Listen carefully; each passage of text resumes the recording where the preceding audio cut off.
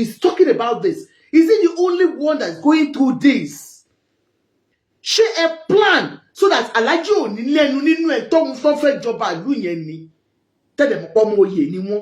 Ẹ̀yin èèyàn ẹ wo àṣírí títí tú o lórí ọ̀rọ̀ pé àjọba Àwùjalẹ̀ àjọba ọ̀rọ̀ yìí ò tí ì tán nílẹ̀ wọ́n ní Ifá ò tí ì yẹn nìkan kan wọ́n ní ṣé àwọn ọmọ Ìjẹ̀bú pé ṣé wọn láìkì Alhaji K1 ni pé wáyé tán fi ń dìtẹ̀ Alhaji K1 tó fẹ́ kan jọba pé àti pé tá Alhaji K1 tán bá jọba tán pé sàn máa lè kọrin àbí wọn ò ní lè kọrin bíkọ́ ọ̀rọ̀ yìí Ifá ò tí ì gbé anybody kalẹ̀ láti jọba ẹ wo ẹ wá lọ gbọ́ nǹkan tí wọ́n sọ nínú fídíò yìí gùn kan màá sì play lè tó kù fún yín lẹ́yìn léyìí ẹ jọ̀ọ́ ẹ follow mi ẹ dẹ̀ máa gbàgbọ́ láti subscribe so anytime tí wọ́n ti ń drop lórí fídíò yìí ẹ lè máa rí kíákíá. People's impulses about his decision. And like I said, nígbàtí wọ́n withdraw pa àwọn òṣèmọ́, I said, I felt Alhaji isn't ready for this. Because number one, this man is a workaholic. When it comes to pé kéèyàn máa ṣe kó máa ṣiṣẹ́ bí in fact mi ò rí ọjọ́ kan t'Alhaji ò kọrin bí in 7 days tani Alhaji ń kọrin 9 days in 7 days because ó lè gbaṣẹ́ méjì in a day. And you know, by the time tí ọ̀rọ̀ ọba yìí ṣẹlẹ̀, Alhaji ti bá ti gba owó next year, owó 2016 yìí, Alhaji ti gba 2026, Alhaji ti gba iṣẹ́ 2026 December sílẹ̀. So, is he going to refund the money back to the owners? And then apart from that, is he prepared for retirement? Because going to Ijebu is like a retirement home for him. Oh, le jẹ́ ọba kó máa kọrin ọba Àwùjalẹ̀ là ń pè kó ṣọba agba nísàlẹ̀ Èkó. Mr. Hamid, you're welcome, sir. Mr. Hamid, you're welcome, sir. I'll just conclude. Mo kàn sọ̀rọ̀ yìí tán ele sọ̀rọ̀ nǹkan tẹ́ gbé wá tẹ́ bá wà gbọ̀ngbọ̀. So, you know, I thought I said, look, it cannot become, because people were asking even on my live stream pé ṣé Alhaji báyìí di ọba tán ṣé mo máa kọrin ni. And on a very serious note, I said, it's just common sense. Why am I calling? Ẹ kàn sọ̀rọ̀ àwọn èèyàn dé sọ pé wọ́n like iṣẹ́ wọn ò ní fiṣẹ́ sílẹ̀ and all that. But I just thought he didn't need it.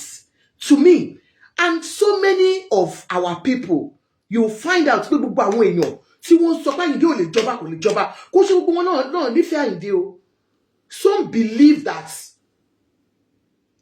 àwọn máa miss wọn, especially àwọn tó jẹ́ fans wọn. Ẹlòmíì mo ti bẹ́yàn kan sọ̀rọ̀ rí tó ní lágbára Ọlọ́run Àyìndé ò ní jọba yẹn lórúkọ Jésù. Ẹni yẹn dé close mọ́ ọgbọ́n wọn ni akílódé ó ní tó bá jọba sáwọn máa kọrin fáwọn ń ta láti àjọṣe kí wọ́n lè ṣe ń sọ̀rọ̀ báyìí. Ó ní màá yóò gbọ́dọ̀ kú ń ta o. Mo wá wò lókàn pé people are selfish.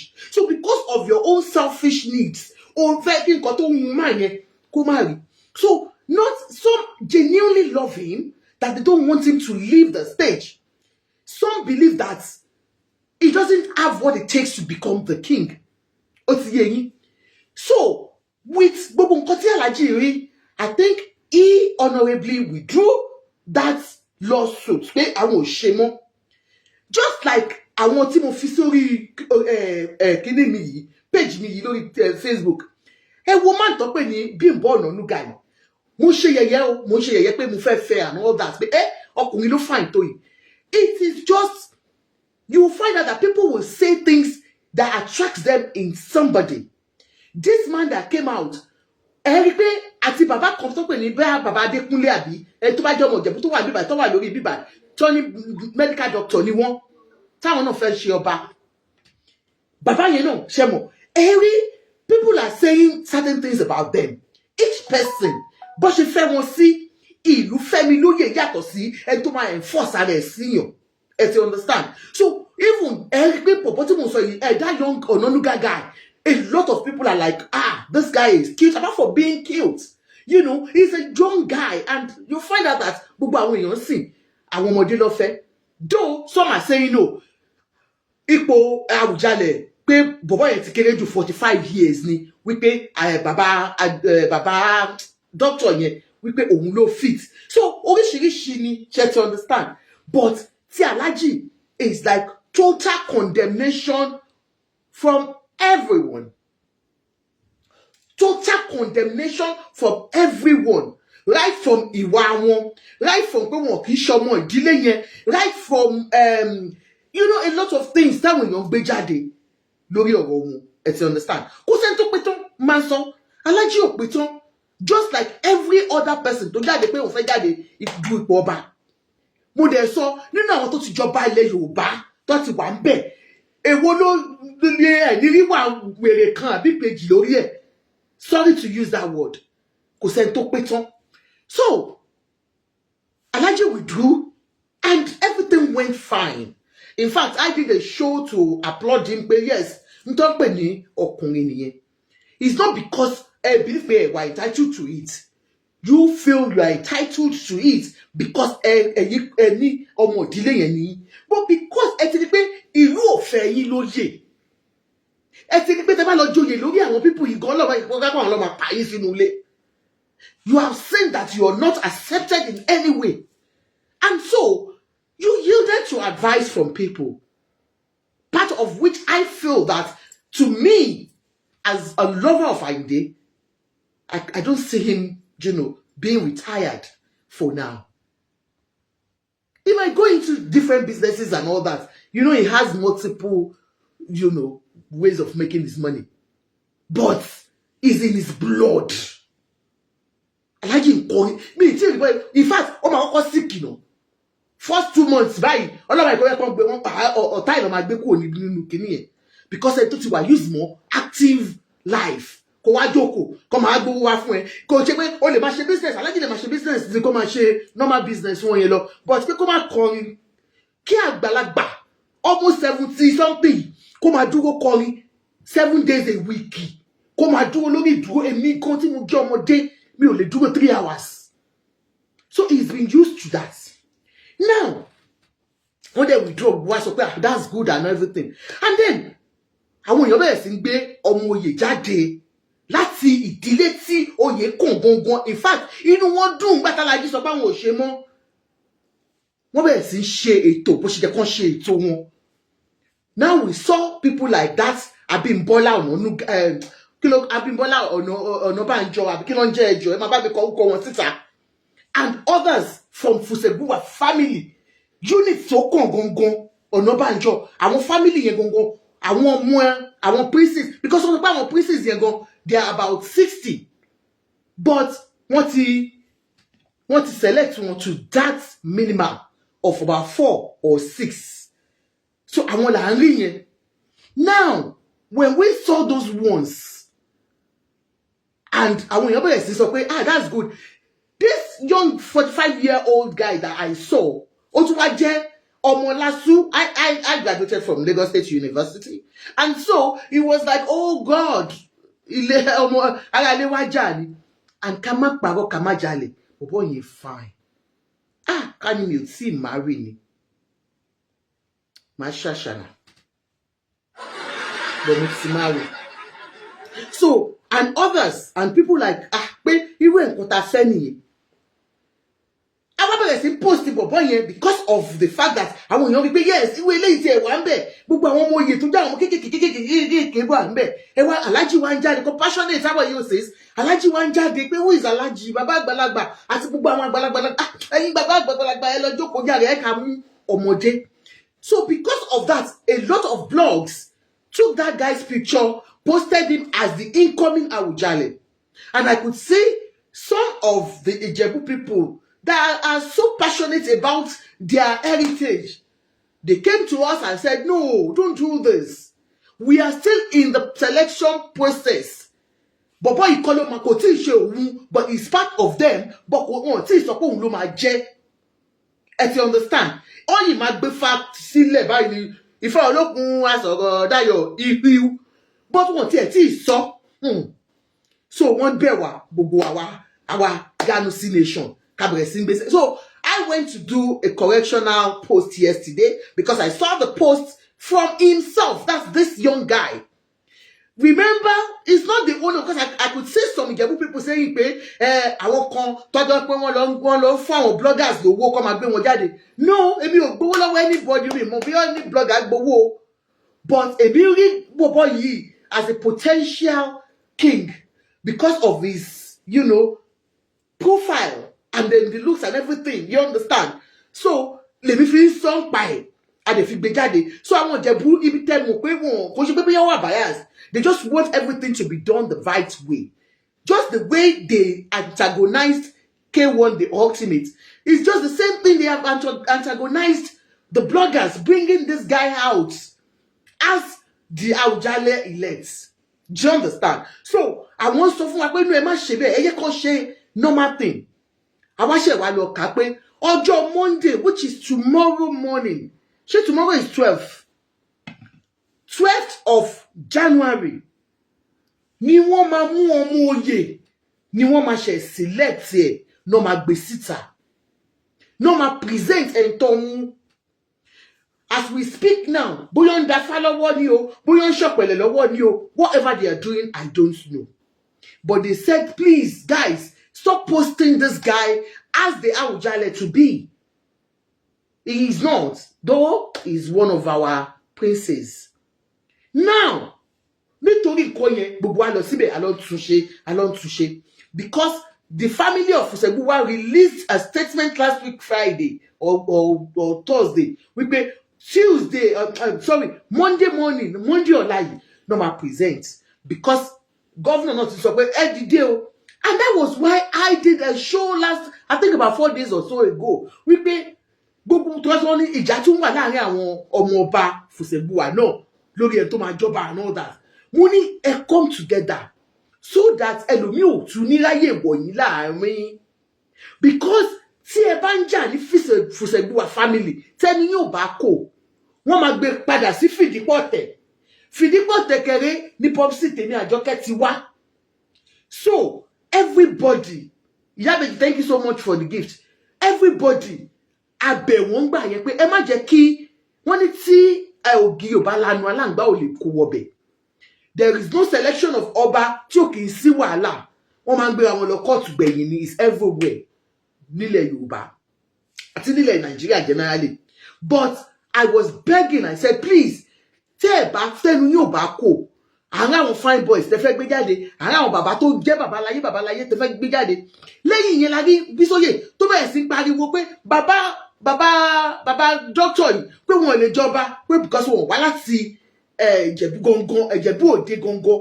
Ó tún ní bọ̀bọ̀ kan, ó tún dárúkọ ẹlòmíì. Who was that person's second name tó tún pè? Tó ní bàbá kan ló ń lo ẹsẹ̀. Ó ní, ṣé you understand? So ẹ rí pé wàhálà tí ń wà nínú ẹbí yẹn gan náà. That was why I was begging pé ẹ má jẹ́ kí wọ́n gbé kúrò lẹ́ ọ̀dọ̀ yín o. Bó ṣe di lẹ́nu nìyẹn. Tàyè ń dúró pé tomorrow morning, no, at least by tomorrow, you're all welcome on YouTube. By tomorrow, we'll get to know who they're going to present out of all these charming princes, you know. And so, we're still thinking of tomorrow. Bashiri letter K1 the ultimate nìyẹn. Ẹ̀yin tèmi, K1 King Wasiu Ayinde Marshal, wọ́n ní àwọn ò gbà o. K1 is still interested, allegedly, because I don't know if this letter is true or a fake one. I still find it difficult to believe that K1 will still come out to compassionate. You are laughing. Oh, you yam lẹ́kọ̀ọ́ pé Alhaji yìí lè jáde pé àwọn tó yìí fẹ́ jọba because kò yé wa. Do you understand? Ọlá yìí ló ní kó máa mú ọmọ oyè jáde. Adẹ̀rí lẹ́tà lẹ́ni pé mi ò gbà o, èmi ò gbà. Adé mi ò gbà o, èmi ò gbà. Mr. Amit, can you please unmute and let's quickly, before we read the letter, Alhaji ti gbé jáde, mo fẹ́ ká sáré jà díẹ̀ lórí ọ̀rọ̀ Portable. We know that Portable ọmọ Lálọ́mí is Ládégà ọmọ àdánwò. Ẹmọ fíìmù tẹ́ bá jẹ́ yìí tẹ́ ti wà ẹ̀yìn ayé àtijọ́. Ṣé rántí Ládégà ọmọ àdánwò? Bẹ́ẹ̀ ni, òun ni. Mo kàn sáré yà sí ni ẹ má bínú ẹ̀yin tèmi o because to Mr. Amit. Happy New Year once again. Yeah. But I'm after joining soon. Working the rating trip from your condition. Yes. Thank you for giving this time because I'm correct and Koti Obanshele Laujo and all of that. And I realized oftentimes, I'm not blame Ijebu, but most of the problems are actually saddled with us as people. Emma, yes, in your portable, baby mama, one issue. So, mother-in-law, law, if you dress or they arrested.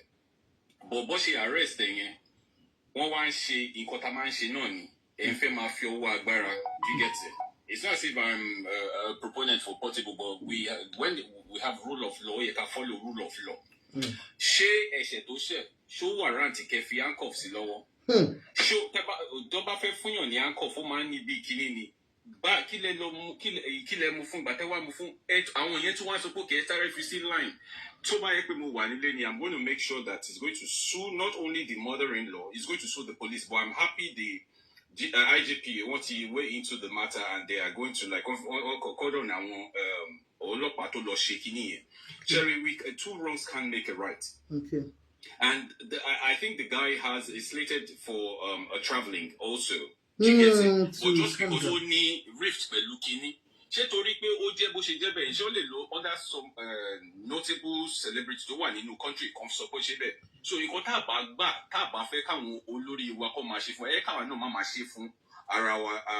so I'm happy the police authority is actually weighing into the matter to do the needful. Because police which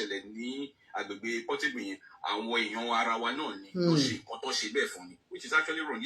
Whether you like it or not, is one of the celebrities that you people have actually brought out to be a celebrity. Is that how you treat such a person?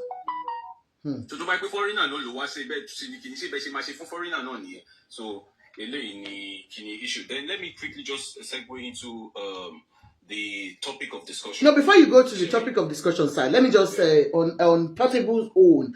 Yeah, I think it was handcuffed because he was trying to resist arrest. Because I saw when they went to arrest him, he was resisting arrest. I think that was why he was handcuffed. Though that has always been our way. Mostly Nigerian police need to know that, you don't just handcuff people. But I think it was because he was trying to refuse arrest. And then secondly, on the issue of his crime, Gongon, I heard that the Ashabi's brother, T Portable Lu, wípé kò tí ì lajú wà lọ́spítù.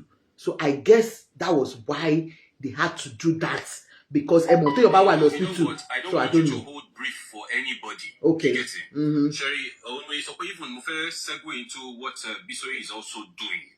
Do you get it? When it comes to this and what we are doing as a people, Tatu Sopa Je Omo Dua. So you get nobody. What I see here is selfishness. Tekwe bugwam ang babi eni baboti. Le so pe ki an kan to ba nurse dream pe ko ma je dream to fe dream. Talking about King Bisoye. Do you get it? You might not like all his facade or his facade, but if he chooses to, if he wants to, we know the man wish our money con dad you con lord you law. So if it's what he wants, you can't just write him off of that. Do you get it? And you see, just like do you have the right to do all of this? Are you a party to this thing? Who are you talking to? Are you talking to me or those people that have... No, I don't get you.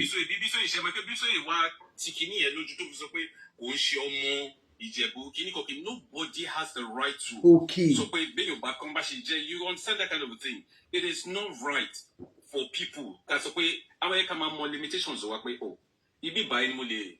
Dasi oro imo. Ejeking food me. If he wants to. Family, yes, it's between him and the family. And it's between him and the royal Kini Ati, the commissioner for chieftaincy title, Abikini Kokiniko, Ati state government. You get it? We should know when to respect boundaries. That was why I think because he's also an icon, whether we like him or not, he's also one of our greatest exports out of this country. So, so maybe for posterity, that's why he had to sue. Do you get it? To make it straight. Which is something a lot of people actually say even behind the scenes. tí wọ́n sì bá lọ kọrin sí ta la fẹ́ máa pè fún òde àná kíníkan. So you don't wish him well, you just wish him to always be with you. That's friends with benefits. So just because he wants to also he wants to jobber, you don't want him to jobber, you just want him to be singing for you till kiniko. To buy, say one if he igba orile, he's gonna drop it. Do you get it? But we should just let the rule of law, law and order, will take place.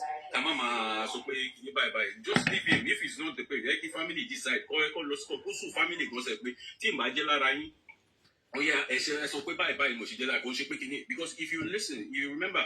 Bisoye láti sọ fún àwọn èèyàn níta ó ṣàlàyé sọ pé wọ́n sọ fún wọn ni so the same way ó ti di politics ó ti di kíní so àwọn èèyàn tí ò bá láìkí K1 the ultimate wọ́n á sọ pé ó yá so báyìí lọ́ṣẹ́ báyìí òun tó wá ń jẹ́ vessel which is what prompted the issue of pé tó fi ń tako àwọn blogger pé wọ́n fẹ́ fi the new Onanuga fi ṣe Àwùjalẹ̀. Do you get it? There should be decorum.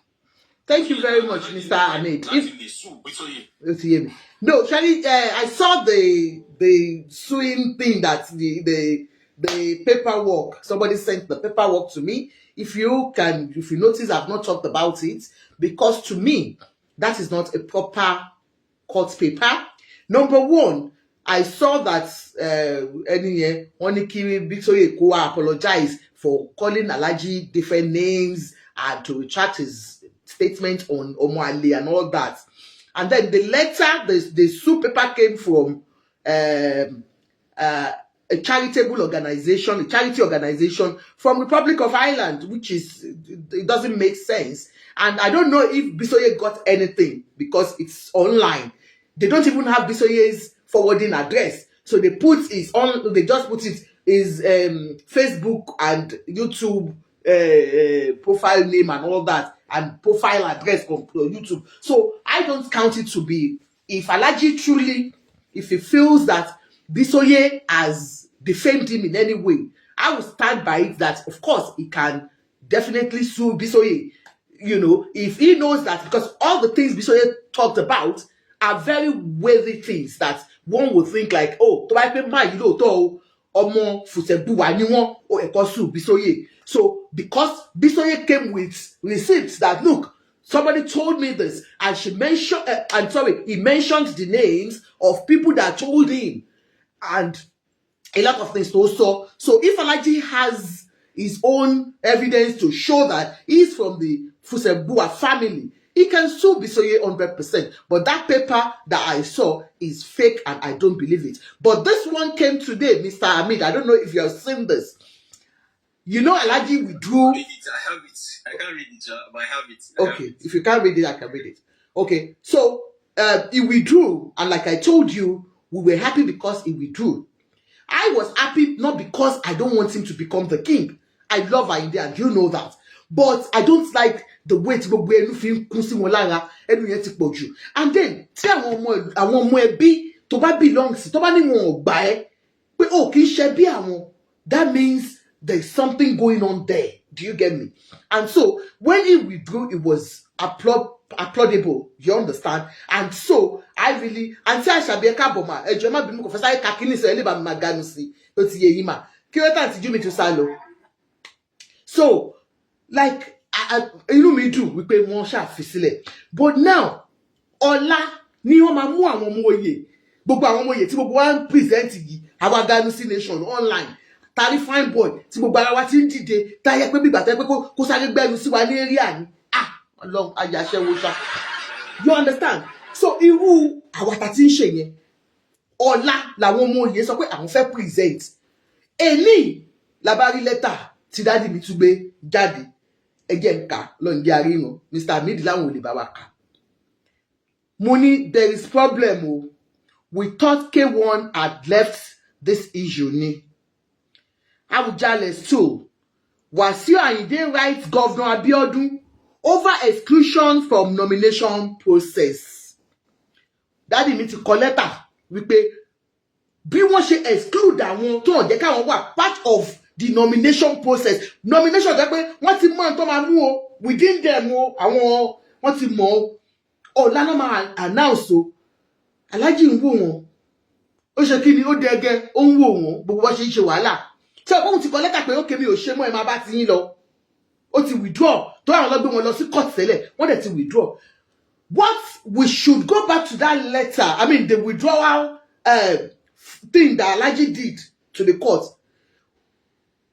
The content of it, did he withdraw from the Awujale race or just the court case? I think we need to get that letter. I will look for it after this and then we'll reread it and see. Bóyá wà la ṣe Alhaji gbọ́. Bóyá Alhaji ò sọ pé òun ò ṣe Awujale mọ́. Maybe he just said òun ò gbé àwọn ẹbí òun lọ kóòtù mọ́. But even if at that, if it is true that Alhaji said, okay, he's not going to court again, but he's still interested in the Awujale's tool, has it been away from the family? Ṣé wọn bá wọn lọ wọn débi at least àwọn nǹkan ẹbí yín tó ń yan Omoba, ó yẹ kí Alhaji máa lọ síbẹ̀, since like you wọ́n láti jọba. Has it just been, he withdrew from the contest? But if he never withdrew, he must have been going there to see the family, to talk to you, Baba, everybody to sign fún wọn yẹn. Ó yẹ kó ti mú wọn lọ sí ìlú ẹbí, pé kó jókòó, gbogbo meeting tá bá ń ṣe. He will still be part of the nomination. So for him now, wọ́n wá jáde, ẹ máa gbọ́. Fuji musician Wasiu Ayinde Adesanya, mo ṣe gbọ́ kọ́fà daddy mi dantan ni o. Lord. Adesanya. Ẹlẹ́bàáyé lò ṣadésànyà lẹ́yìn náà ń jẹ́ Mrs. Adesanya. Fetia ṣe Mrs. Adesanya lẹ́yìn náà ń jẹ́ àbí Adifowóṣe. Anyway, orúkọ wọn ṣá. Fuji musician Wasiu Ayinde Adesanya K1 has written a letter to Governor Dapo Abiodun of Ogun State, stating that the nomination process of candidates to fill the vacant stool of Awujale of Ijebu land must follow due process in the larger interest of justice. So daddy is asking, wípé wọ́n follow process. And like I said, he has withdrawn from this contest in the first place. So why is he asking for the process to be followed? I won't feel pé is it coming back as a contestant? And he feels that they are not doing it well. Fuji musician, okay. The popular Fuji musician, in a letter issued by his counsel, Wahab K. Shitu, son, Babagba Logba, son Logba, Popsi mi owo po, what you got? Emo yetu about make every day. Yes, San Shitu is a senior advocate of Nigeria. Ó ti yé yín, àwọn lawyer tó lọ́pọlọ gidigidi ni àwọn bàbá àgbà nínú iṣẹ́, àwọn ló wá kọ letter yìí.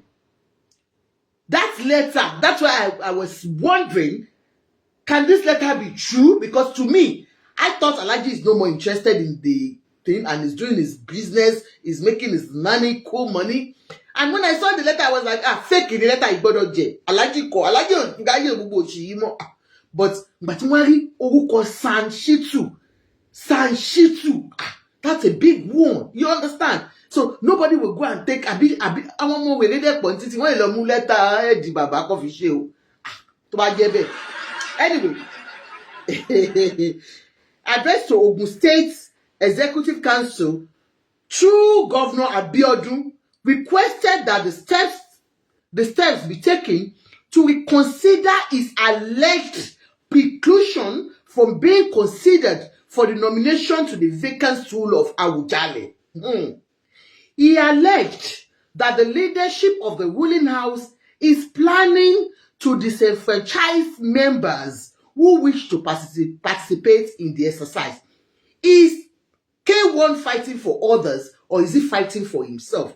Because it's a broad one now. He said one disenfranchise some members of the family. So is it part of that family, or is fighting for others? Okay. The musician also faulted the ruling house for instructing that candidates must pick up nomination forms and appear before a screening panel.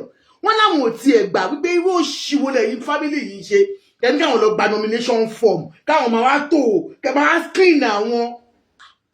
So, like, you know, when we volunteered to be part of it, he showed interest, when he showed interest in the first place, he did not go there like others. Baba wa ẹ̀rù òbodò, àwọn lọ lé lọ bá wọn sign ni, àwọn lọ lé Àyìndé ni, àwọn lọ lé Àyìndé ni, Àyìndé lọ bá wọn. Now, Àyìndé is faulting that process, pé àwọn ṣe máa gba form, àwọn máa fill it. Maybe he has another way. Táwọn believe pé ó jẹ́ kí ẹ̀yin Fusegbuwa, ó jẹ́ kẹ́ ṣe pé this process is absolutely lavish. Okay. He expressed dissatisfaction that these directives, which he described as illegal, are unknown to the chieftaincy declaration and the Obas and chief laws. Only in Kotanika Kamarato, come as screen wale yo konkonye. Only chieftaincy law to wà ní Ogun State. Kini yen ó wà against it. So it's not the same thing. It is not what is in the law. The legislation did not spell it that way. Why are you doing it like that?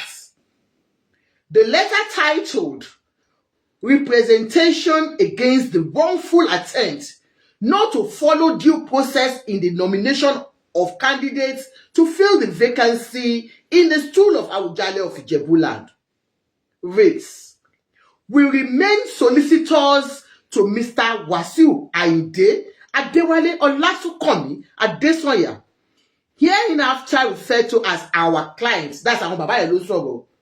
And on those instructions, we write this letter.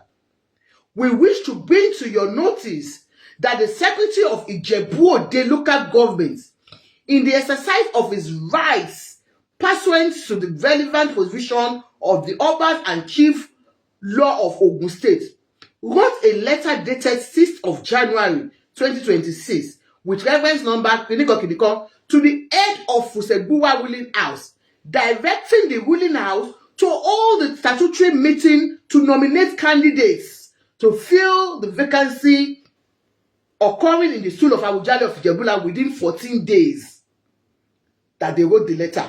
They wrote the letter on the 6th of January. More than 14 days.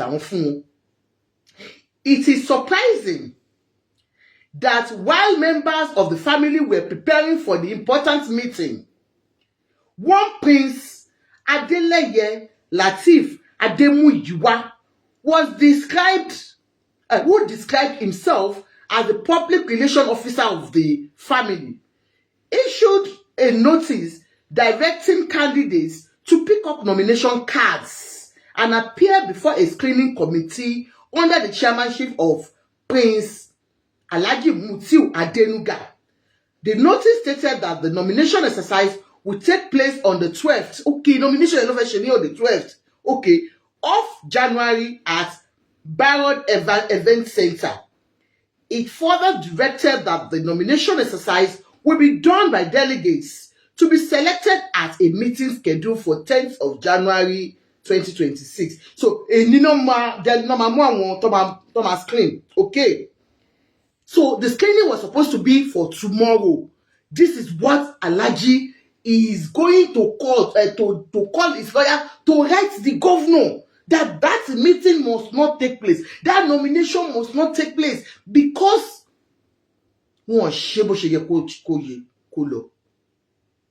okay. It is a matter of deep concern to our clients that all these illegal directives, which are unknown to the chieftaincy declaration, the Obas and chief laws, and the letter of the Secretary of Ijebu Ode local government, were included in the family letter to the local government dated 6th of January 2026. It is clear that there are plans by the leadership of the ruling house to disenfranchise members desirous of participating in the nomination exercise. Wọ́n ní ọmọ that means pé àwọn ọmọ oyè wọ́n ti mọ̀ wọ́n tó fẹ́ mú nìyẹn tí láti mi ń rò nìyẹn wípé ẹ wá mọ̀ àwọn tó yẹ káwọn lè ṣe ẹ jẹ́ káwọn lè okay, all right, I'm getting it. We wish to emphasize that all members of the ruling house are entitled to attend this important meeting and nominate candidates of their choice. A group of people in the ruling house cannot usurp the right of members to freely nominate candidates. The attempts by certain individuals to hijack the process will certainly create a crisis in what should be a seamless exercise. Àánú yín ṣe mí. Ṣé bí mo sọ? Number one, I just don't want to be a judge here, but I just want to pick something while reading this. I want to know, is Alhaji the only one that feels this pain, or other members of the family? Ṣé gbogbo Ọláwálé, you're welcome, sir. Ṣé gbogbo ẹ̀yin ẹbí Fùsẹ̀gbùwà lè feel pé wọn ò ṣe bóyá yẹ kó rí? Àbí Alhaji K1 the ultimate nìkan ni? Ẹ̀yin ọmọ Fùsẹ̀gbùwà tẹ́ bá wà níbà ẹ jọ̀ọ́ nítorí Ọlọ́run. Àbí kẹ́ bá mi pè wọ́n wá, a kàn ń béèrè question ni. Alhaji is talking about this. Is he the only one that's going through this? Ṣé ẹ plan so that Alhaji ò ní lẹ́nu nínú ẹ̀ tóun fọ́n fẹ́ jọba ìlú yẹn ni? Tẹ́lẹ̀ mọ̀ pọ́ mọ oyè ni wọ́n. Oyè yín.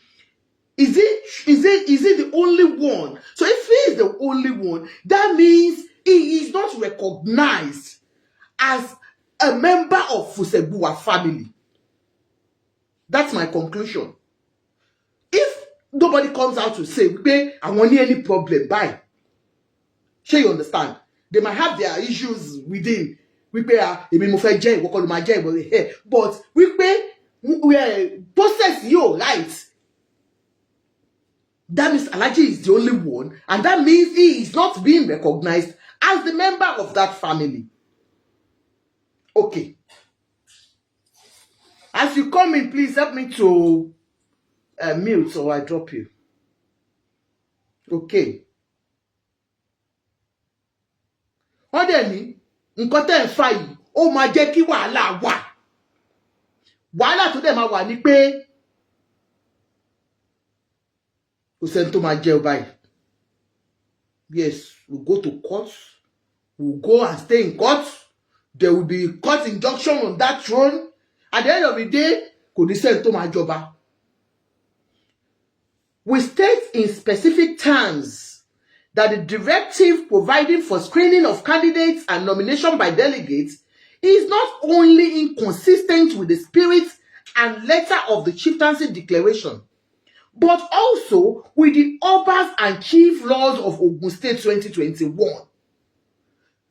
Wọ́n yìí dúró sí pé àní follow nǹkan tó wà nínú regulation bó ṣe mú ọba nílẹ̀ Ìjẹ̀bú Òde.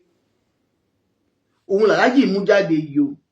I think we have seen a flaw in the process, and K1 will be using that flaws to attack you guys. I don't know, but I'm just thinking aloud.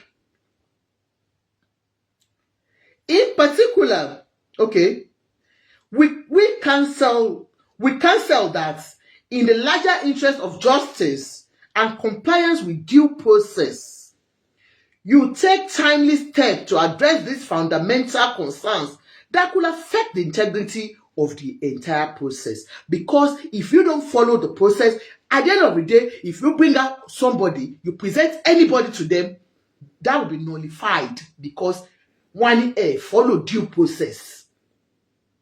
And anyway, let me go on. In particular, our clients concern regarding attempts by certain elements to preclude him from the process in flagrant violation of the law will be resisted.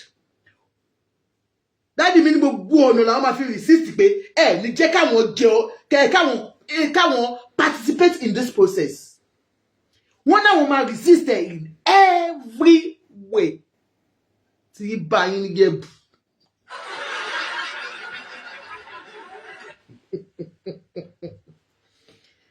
Hey, we hope that your intervention will ensure justice for all parties involved, including our clients. Recall that the Fuji Metro had earlier withdrawn a suit filed before the Ogun State High Court sitting in Ijebu over the ruling house denial that is known to the family. Okay, so the suit was just wípé báwo lẹ̀yin ẹbí máa ṣe sọ pé ẹ mọ̀ mí, ọmọ ilé ni mí, òun ni suit yẹn. So not that he withdrew from the process itself. So K1 did not withdraw from contesting. He just withdrew the suit against the family. Pé ẹ ṣe máa lẹ́ mọ̀ mí, èmi ọmọ yín, ẹ máa lẹ́ mọ̀ mí, ẹ ṣùrù ni, ẹ ṣe máa lẹ́ mọ̀ mí. Òun ni wọ́n ṣe tẹ́lẹ̀tẹ́lẹ̀. So nísìnyí, aláwa.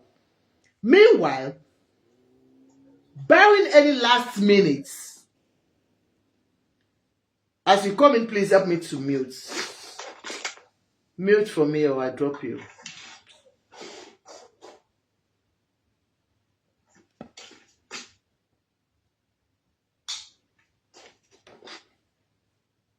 Meanwhile, barring any last minute changes, the Fusegbuwa ruling house is scheduled to conduct the nomination process tomorrow at Chemosofunyin.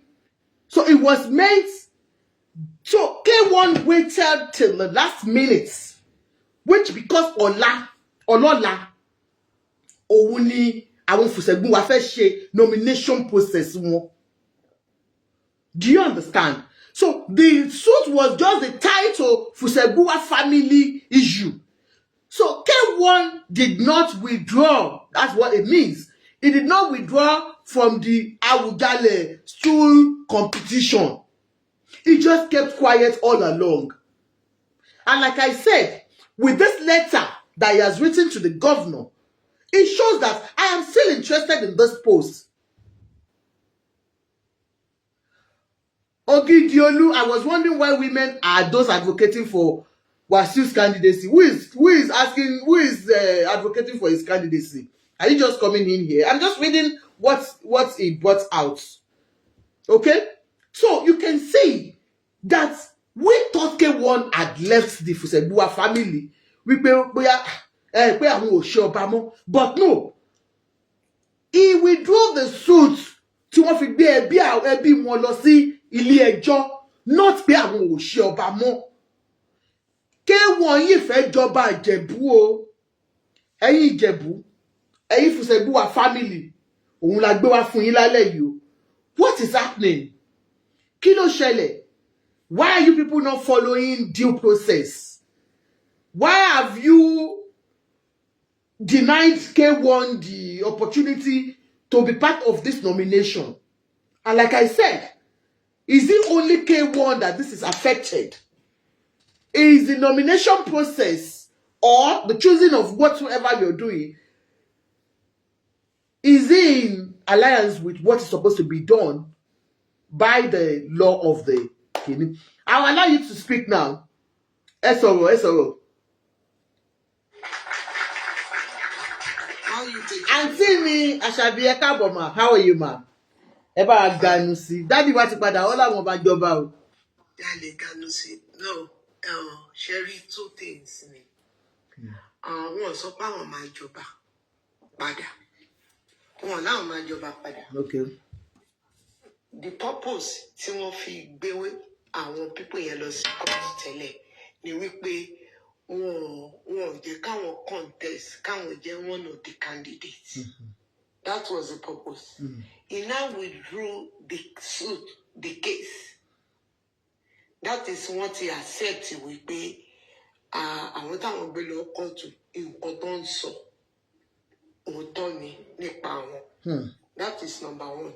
Then eléyìí tán tún kọ sí governor yìí, wọn ò sue wọn o this time around. Letter. Wọ́n kọ letter sí governor ni. Wọ́n kọ personal letter sí governor ni through his lawyer. Kò ṣe pé wọ́n sue wọn. Wọ́n sọ pé the state must stop them from continuing. Okay. Right? Ó lè jẹ́ kan nínú àwọn candidate tó kù nílẹ̀. Ni bàbá dúró sẹ́yìn, ni dáàdi ẹ dúró sẹ́yìn ẹ̀.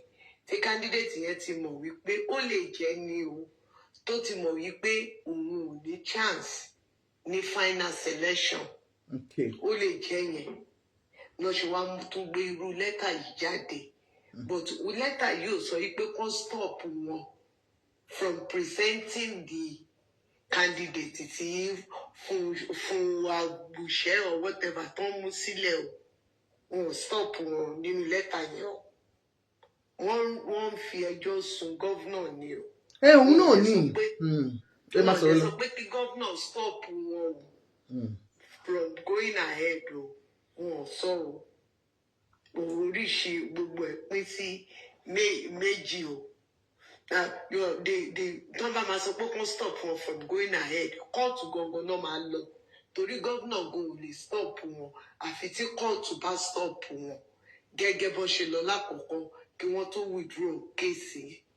But he said there will be problem tí wọ́n bá withdraw tí wọ́n bá jẹ́ káwọn wà part of it. It's in the letter. Did you not read the letter, ma? Mo fẹ́ wo letter the other one tó fi withdraw. If I'm not allowed to be part of it, okay. Ẹ wá jẹ́ ká the process.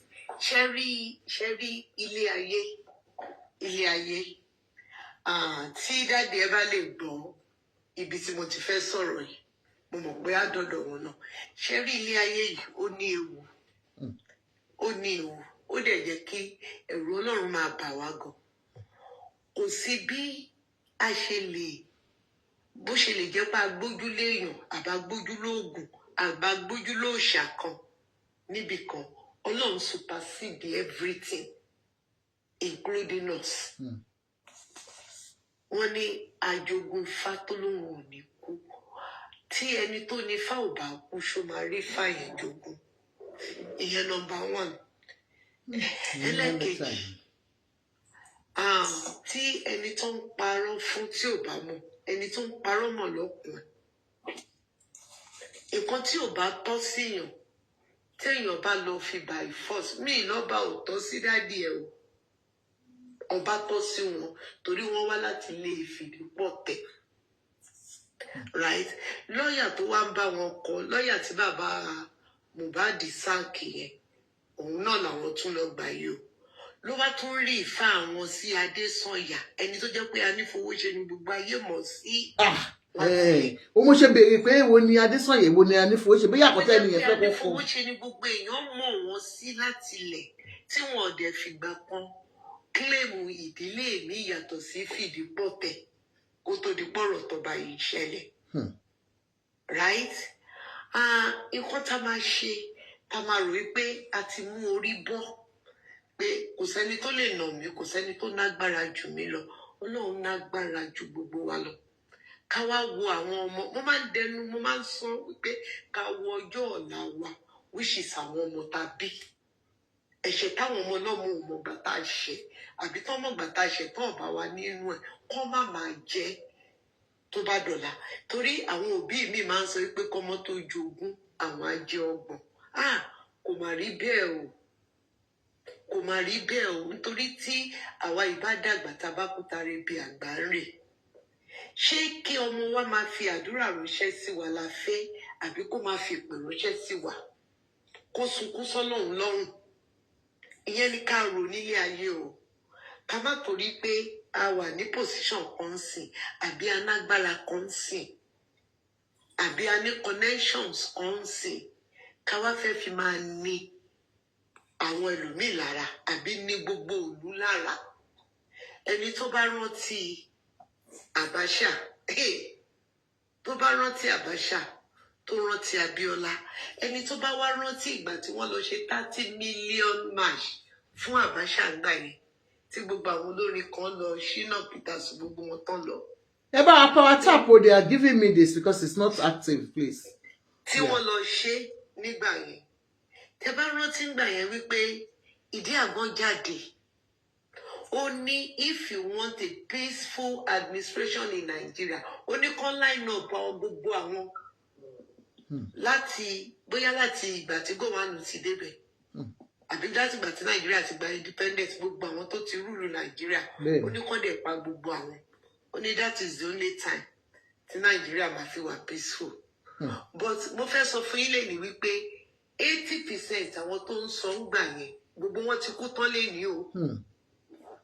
Àwọn 20% tó kù náà ìmí ò jára alé kò jára ayé kò jára ọ̀run. Ìmí gan tó wá ń bẹ̀bẹ̀ indirectly ń tọrọ ìdáríjì ẹ̀ṣẹ̀ lọ́dọ̀ Ọlọ́run torí pé ó ti mọ̀ pásíkò òun ti ń tó bọ̀. Ká rántí Ọlọ́run gbogbo nǹkan tá a bá ń ṣe ní ilé ayé yìí. Ipò ayé ló ní ipò. Ọlọ́run ló ní àtúbọ̀tán. Àwọn ọmọ wa dẹ̀ látúbọ̀tán lé ayé wa. Ẹ̀rù Ọlọ́run máa ń ba èmi gan bóyá nítorí nǹkan ti go through nílé ayé yìí. Àwọn ọmọ wa ló ní àtúbọ̀tán. Ọlọ́run lòun á gbẹ̀san bàbá lára ọmọ láti ràn kíní dé ràn karùn-ún. That is tí ò bá gbà lára ọmọ, á gbà lára grandchildren, á gbà lára great granny, great granny. Àwọn tó tiẹ̀ tí ì bí nígbà táwa wà láyé. Wọ́n wá máa jẹ ìyà àìmọ̀. Nǹkan tí dádì yìí ń fà yìí, àwọn náà mọ̀ lọ́kàn ara wọn. Mí lọ́ba Ìjẹ̀bú Òde ò tọ́ sí wọn. But wọ́n mọ̀ wípé directly àwọn ò wá láti ilé tó fẹ́ jọba lọ́wọ́ yìí. Tó bá wá jẹ́ pé ìyá bàbá mọ́mí dádì mọ́mí wọn ló wá láti ibẹ̀ yẹn.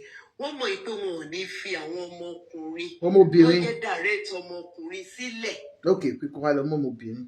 Kọ́ wá lọ mú ọmọbìnrin wọn ń ṣe é níjẹ̀bú kankan mi ìsọdún mi o but Ìjẹ̀bú ò ní ṣe é. Ìjẹ̀bú ò ní ṣe é.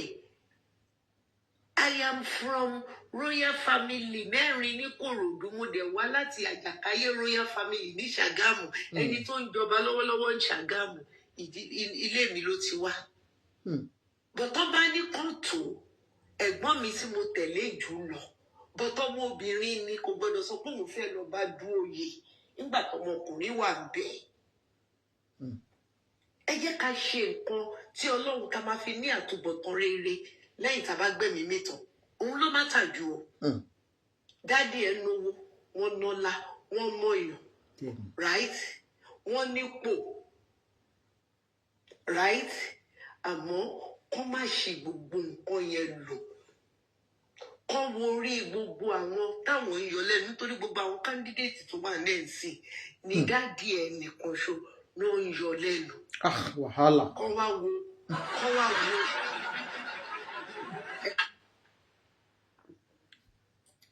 gbogbo wọn náà kàwé náà. Ẹ ń break up àǹtí. Yà kọ́ọ̀lù kan ló ń wọlé mo ti kọ́ tẹ̀.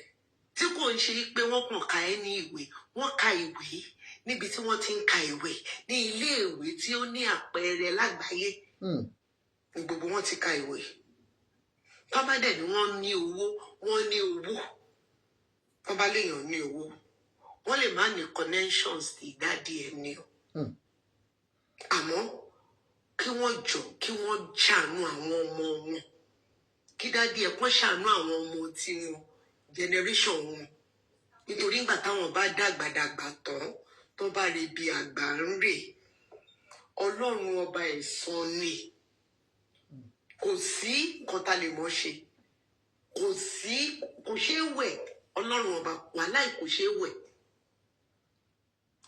wẹ̀ nítorí Ọlọ́run sọ pé ó máa fa níní lára ya pẹ́rẹpẹ̀rẹ ni ó lè má fa pẹ́rẹpẹ̀rẹ tọ́lọ́run míìnì ìrandíran lọ́lọ́run míìnì pẹ́rẹpẹ̀rẹ tọ́lọ́run míìnì ìrandíran ni kọ́ jọ kọ́ má jẹ́ kó máa sọ àwọn Ìjẹ̀bú lẹ́nu torí irú eléyìí ò ṣẹlẹ̀ ń Jẹ̀bú rí kò ṣẹlẹ̀ ńjọ́ tèmi ti dé ayé over 60 years èmi ò gbọ́ nínú ìtàn pé irú eléyìí ṣẹlẹ̀ kí èèyàn kan wá òde gbogbo ìlú tó rà ń sàn èmi ò gbọ́ pọ̀ ṣẹlẹ̀ Ọlọ́run sì lè lọ́ra ẹ̀mí wọn ṣe bí ìyàwó lé ní 120 àbí 130 kan náà ní ìyàwó gbàtí ìyàwó dàgbà gan àwọn náà sì lè pé 150 láyé kan jọba yìí kan tó kù orí tó bá máa dádé tó bá ku èní kan láṣẹ bóun láàrin àwọn ará bẹ́ẹ̀ ni o ṣèbí bàbá tó kú gbẹ̀yìn oṣù mélòó ló fi jọ gbà oṣù mélòó kò pọ́dún kan là tó fi kú ìyẹn ò ò ṣe nǹkan kan ṣèbí kí torí wọn bá ti jẹ orí tó máa dá dé kò sí bó ṣe lè rí wọn á gbé kán tó kúrò lórílẹ̀-èdè ayé but wọ́n ṣe lọ́nà tó tọ́ kán wá fi ti Ọlọ́run síwájú kán rántí Ọlọ́run kán jọ kán wá rántí Jésíbẹ́lì àti Áhábù ọkọ ẹ̀ nínú Báíbù ó wà nínú Kùránì náà kán rántí irú ikú tí wọ́n kú irú ìgbésí ayé tán gbé kán rántí Sọ́ọ̀lù kán rántí gbogbo nǹkan bẹ́ẹ̀ yẹn kò sí béèyàn ṣe lè ná oògùn tó o kò nágbára tọ́lọ́run o babaláwo Ọlọ́run ń dájọ́ fún o wòlíì tó ń ṣoògùn fún yàn àìmọye wòlíì tó ti kú dànù o tí wọn ò lè dínkù mú o àìmọye wòlíì táwọn ọmọ wọn dẹ̀ ń ráre lójú títì o tán ti náwó tán ti gbàdúrà tọ́lọ́run ò gbà Ọlọ́run ò ní ṣe tiwọn bẹ́ẹ̀ o. Àmín o Jésù. Ọmọgbọ́láwọn Adéwálé Ọlọ́run ò ní ṣe tiẹ̀ bẹ́ẹ̀. Àmín o. Lágbára ti Ọlọ́run bó tẹ́ jọ nítorí tọ́lọ́run. Ẹ jẹ́ ká máa sọ òótọ́ ọ̀rọ̀ ká má kí àwí pé ẹni tí fẹ́ sọ fún ìṣó máa bínú. Ó bẹ́tà kó bí kí kó bá mi sọ̀rọ̀ torí pé òótọ́ ni kí n bínú ju wípé kọ́lọ́run bínú sí ẹ wípé oró òótọ́ ọ̀rọ̀ nítorí pé ó jẹ́gun ẹ̀ ò wá lè bá sọ. Ṣó mọ̀ pé ó ti di méjì nsìn ó important gan-an Ọlọ́run á fún wa ṣe o. Àmín. Ẹ ṣé gan-an. Ẹ ṣé sis. Thank you so much. Princess Adiola, thank you so much for the heart. Thank you. Don't forget what we do here. We sell glasses, and one of my signature is what I'm wearing. Give me a call for all your glasses. Ẹ ṣé àǹtí, àmọ́ bóyá ké wọ́n yìí, but bó ṣe sọ yìí, wọ́n ní wàhálà máa wà torí wọn ò follow process. Next person, ìyá Onítìǹkó, how are you sis? Ẹ má bínú kẹ́ tó bẹ́ẹ̀. Ta ló sọ pé wàhálà máa wà?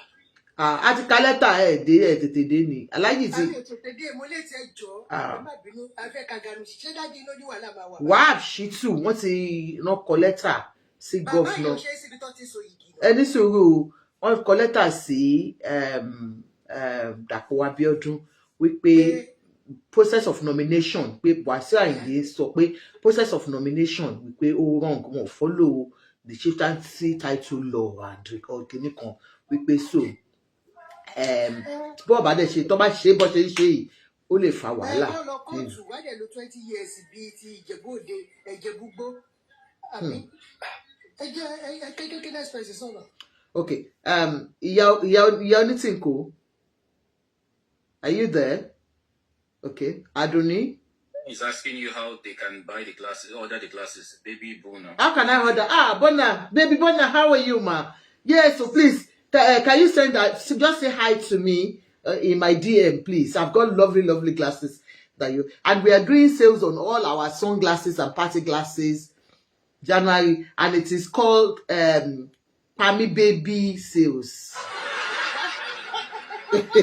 Àti bí kí ló pa yín lẹ́rìn. Pami Baby Business là ń ṣe. Come and make a let me see. Pami Baby Sales is on.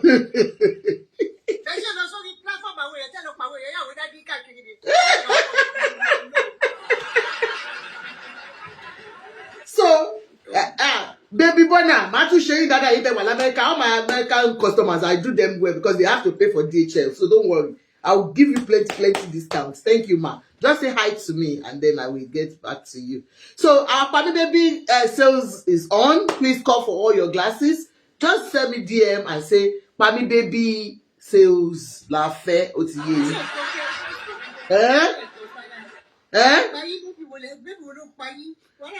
Pami Baby.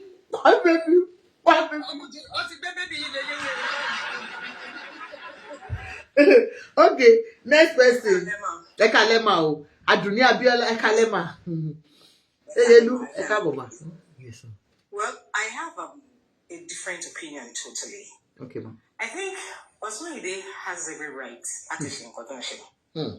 because there's actually no first class Oba in Yoruba land right now that's been picked by Ifa, except politicians. 100. The president Alhaji Obodo was picked by Seyi Makinde in Canada. Ifa could go through due process. Àwọn kingmakers Ìjẹ̀bú lajúlẹ̀ ńgbà tá Àwùjalẹ̀ kú. Tí governor change law, natural law lójú wọn. Pé ò bá jẹ́ Christian, ò bá jẹ́ Muslim, wọ́n máa sin any religion. Why are you now coming to traditional religion láti jọba? Wọ́n lajú wọn lẹ̀. Ìgbà tá Àwùjalẹ̀ kú wọn jẹ́ káwọn alágẹmọ jáde. You cannot rubbish your tradition. Táwọn tó dé lówó dẹ̀ mọ̀ pé àwọn lè jẹ́ kínní. There is no Ọba right now. From head to toe ni nílẹ̀ Yorùbá lè pé Ifá ló mọ̀. So that Ayinde dẹ̀ ti rí stance yẹn. That's why you see my son dey with written Obas kò ní dọ̀bálẹ̀. Kò ní tẹ̀gbọ́n. Láíláí. Orí adé ni dájì mi. There is no Ọba or Emir or Sultan or Kinikan in Benin anywhere. They are all under local government chairman. Because chieftaincy title. Wọ́n ti ṣe under governor, under local government chairman. Ìgbà tó máa yẹ Sanusi Kanu. Ganduje lo local government chairman yọ ni. Ó fi yé pé you are nothing. Kò sí kan tí traditional ruler kankan ṣe ní Nàìjíríà mọ́. O lè pàṣẹ pé ó yá 10 plots of land yìí, òun máa sáyẹn sí your voice. Kò sí nǹkan tó jọ. They have been rendered useless literally. It's just okay. In the next 50 years, because Oba will be passion for commissioner of police go down. So what authority anymore? It's just show off. And it's really want to see finishing it. And the truth about it is, if Ayinde would deliver Ogun State to Tinubu Ijebu and come out Parama Dake and from Ijebu, and I know what I'm talking about. Unfortunately, if you can see, slowly and steady, we ruined our traditions. How can you go and pick? The Alhaji over here is a sacred throne. Unfortunately,